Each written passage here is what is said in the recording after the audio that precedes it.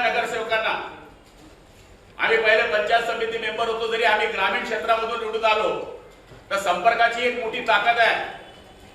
तुम्ही झाड लावलं, साहजिक त्या घराच्या समोर गेलात, ते झाड लावल्यानंतर 8 दिवसांनी तिथे गेलात तर साहजिक त्या नागरिकाशी तुमचा संवाद होईल. झाडाला पाणी टाकताना त्याची काय समस्या आहे ती तुम्हाला ऐकता येईल. तुमचा वार्डाशी संपर्क आहे याची कल्पना लोकांना येईल आणि पुढच्या काळामध्ये त्या माणसाला असं वाटेल की आमचा वार्डाचा नगरसेवक फिरतोय, तो झाडं लावतोय, माझ्या समस्या ऐकतोय.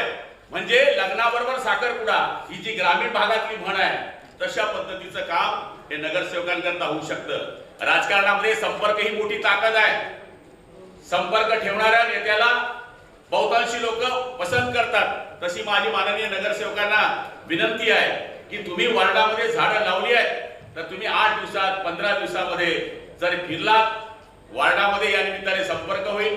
जसं कर्जदाराकडून एखादा शेतकरी कर्ज घेतो आणि तो व्याजाने कर्ज घेतो आणि ज्यावेळेस त्याला व्याज देण्याची स्थिती येत नाही त्यावेळेस तो साहजिक त्या सावकाराच्या घरावरून जातो.